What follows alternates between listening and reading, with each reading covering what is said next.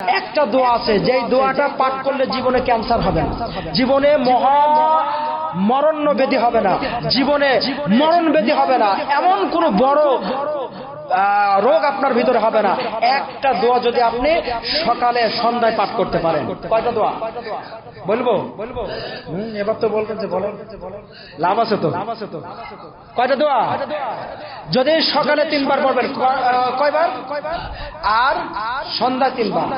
কয়টা? 30 রোজা কোরআনের কথা যদি পড়তে পারেন, আপনার আল্লাহর কসম করে বলি, আল্লাহ রাসূল সাল্লাল্লাহু আলাইহি ওয়াসাল্লাম বলেছেন, হাদিসটি আল্লাহ রাসূল সাল্লাল্লাহু আলাইহি ওয়াসাল্লাম বলেছেন, যেই ব্যক্তি সকালে সন্ধ্যায় এই দোয়াটা 3 বার পড়তে পারবে, আল্লাহ তার বড় ধরনের কোনো ব্যাধি দেবেন, আল্লাহ সব ধরনের বিপদ আপদ ব্যাধি রোগ বালা থেকে আল্লাহ স্বয়ং নিজে তাকে হেফাজত করে রাখতে বলেছেন। বিসমিল্লাহিল্লাযী লা ইয়াদুররুহু মা ইসমিহি শাইউন ফিল আরদি ওয়ালা ফিস সামাই ওয়া হুয়াস সামিউল আলিম।